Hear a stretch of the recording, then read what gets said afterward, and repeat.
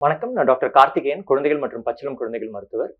இந்த வீடியோல ஒரு குழந்தை 3லிருந்து 5 மாதங்கள் ஆனவுடன் என்ன செய்ய வேண்டுமா? நெறைய பெற்றோர்கள் என்கிட்ட கேட்கறது என் குழந்தை இப்ப 4 மாசம் ஆச்சு. இந்த ஏஜ்ல என்னென்ன பண்ணணும்?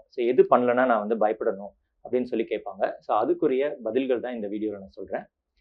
பொதுவா பார்த்தீங்கன்னா, நான் ஏன் 3 to 5 மந்த்ஸ் அந்த ரேஞ்ச் ஒண்ணு குடுக்குறேன்னா, ஒவ்வொரு குழந்தையும் ஒவ்வொரு ஸ்பீட்ல பண்ணும். சில குழந்தைகள் பார்த்தீங்கன்னா 3 மாதத்திலேயே தலை நிக்கும். சில குழந்தைங்களுக்கு 4 மாசம் ஆகும். சில குழந்தைங்களுக்கு 5 மாதம் ஆகும். இது 3மே நார்மல் தான் ஒரு குழந்தைக்கு. இதுல சீக்கிரம் பண்ணுனா அந்த குழந்தை மோர் இன்டெலிஜென்ட்டா அதோடைய வளர்ச்சி குயிக்கா இருக்கும். அந்த மாரிலாம் எதுவும் கிடையாது. ஒவ்வொரு வளர்ச்சி நிலைகளும் ஒரு ரேஞ்ச் ஆஃப் டைம் இருக்குது. அதுக்காக தான் இந்த மாரி நாங்க ரேஞ்ச் குடுக்குறது.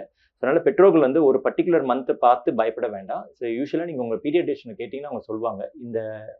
இந்த வளர்ச்சி நிலை இந்த மாசத்துலருந்து இந்த மாசத்துக்குள்ள வந்துரும் அப்படின்னு சொல்லுவாங்க.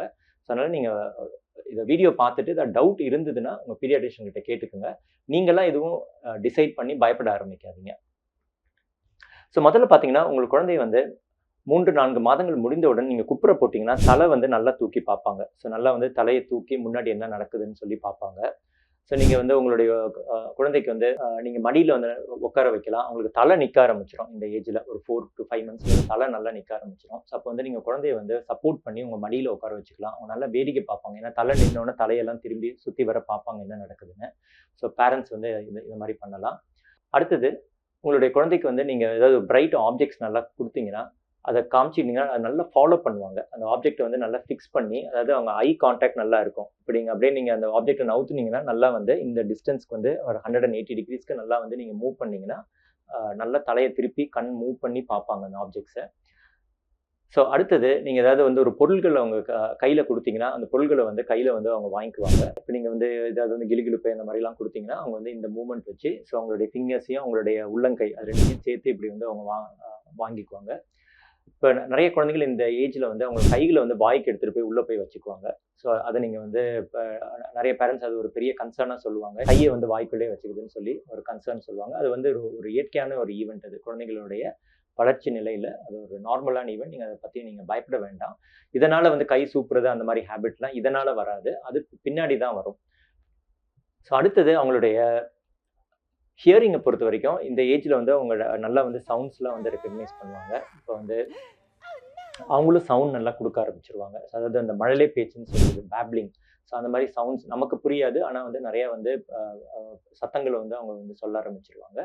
அடுத்தது அவங்களுடைய சோஷியல் ஸ்கில்ஸ் அப்படி பார்த்தீங்கன்னா, அவங்க இப்போ ஒருத்தவங்க அவங்கள்ட்ட பேசுறாங்கன்னா, நல்லா ஸ்மைல் பண்ணுவாங்க. அவங்க முகத்த நல்லா பார்ப்பாங்க. முன்னாடி தானா தான் சிரிப்பாங்க. இப்போ யாராவது பார்த்து நல்லா சிரிக்க ஆரம்பிப்பாங்க. இந்த ஏஜ் குரூப்ல. ஸோ அதே மாரி அவங்க வீட்ல அவங்களுடைய ஃபேமிலி மெம்பர் வந்தா அவங்களுடைய ரியாக்ஷன் கொஞ்சம் டிஃபரெண்ட்டா இருக்கும். புதுசா யாரோ அவங்க பார்க்கும்போது அவங்களுக்கு லேசா ஒரு டிஃபரன்ஸ் தெரிய ஆரம்பிக்கும் இந்த ஏஜ் குரூப்ல. ரொம்ப டிஃபரன்ஷியேட் பண்ண முடியாது. பட் கண்டிப்பா யாரோ ஒரு டிஃபரெண்ட்டான பெர்சன் அங்க இருக்காங்கன்னு சொல்லி அந்த ஃபீலிங் அந்த குழந்தைகளுக்கு குடுக்க ஆரம்பிச்சுரும். எப்போ ரெட் ஃபிளாக்ஸ் நம்ம இதுல இருக்கு. அதாவது நீங்க எப்போ கண்டிப்பா பயப்படணும். உங்க குழந்தைக்கு ஹெட் கண்ட்ரோல் அதாவது தலை நிக்கிறது 4 மாசம் முடிஞ்சும் வரலன்னா, நீங்க கண்டிப்பா உங்க மருத்துவரிடம் ஆலோசனை பெறணும். அதே மாரி உங்க குழந்தைக்கு நீங்க நான் ஏற்கனவே சொன்னேன். ஒரு பிரைட் ஆப்ஜெக்ட் ஏதாவது குடுத்தா அத ஃபாலோ பண்ணணும். ஒரு 180 டிகிரீஸ் வரைக்கும் ஃபாலோ பண்ணணும்னு. அந்த மாரி இல்லாம அந்த ஆப்ஜெக்ட்ட அவங்க பார்க்கவே மாட்டேங்கிறாங்க. ஃபாலோ பண்ண மாட்டேங்கிறாங்க. அந்த மாரி இருந்தாலும் அவங்களுடைய ஐசைட்ல ஏதோ பிரச்சனை இருக்குன்னு அர்த்தம். நீங்க கண்டிப்பா அத மருத்துவரிடம் ஆலோசனை பெறணும். 3வது விஷயம் பார்த்தீங்கன்னா, அவங்களுடைய ஹியரிங் உங்களுக்கு அவங்களுக்கு ஒரு சவுண்ட் கேட்குது. அவங்களுக்கு எந்த ரியாக்ஷனுமே இல்ல. சுத்தமா அப்படியே சைலன்ட்டா இருக்காங்க. அந்த மாரி இருந்தாலும் இந்த ஏஜ்ல அது நார்மல் கிடையாது. கண்டிப்பா மருத்துவரிடம் நீங்க கூட்டிச் சென்று ஆலோசனை பெறணும். அடுத்தது அவங்களுடைய ஸ்மைல் அதாவது இப்ப நான் ஏற்கனவே சொன்னேன். ஒரு உங்களுடைய ஃபேமிலி மெம்பர்ஸ பார்த்து ஸ்மைல் பண்ணணும். ஒரு முகம் தெரிஞ்சதுன்னா அத பார்த்து ஸ்மைல் பண்ணணும். அந்த மாரி அவங்க ஸ்மைல் பண்ண மாட்டேங்கிறாங்க. அவங்க பாட்டுக்கு படுத்திருக்காங்க. நம்ம கிட்ட போய் பேசுறோம் அந்த குழந்தையோட. அவங்க ஒரு ரெஸ்பான்ஸும் குடுக்காம அப்படியே படுத்திருக்காங்கனாலும் அது நார்மல் கிடையாது. கண்டிப்பா மருத்துவரிடம் ஆலோசனை பெறணும். இந்த வீடியோ உங்களுக்கு பிடிச்சிருக்கும்னு நினைக்கிறேன். யூஸ்ஃபுல்லா இருந்திருக்கும். இதுக்கு நீங்க லைக் பண்ணுங்க. உங்க ஃப்ரெண்ட்ஸ் அண்ட் ஃபேமிலியோட ஷேர் பண்ணுங்க.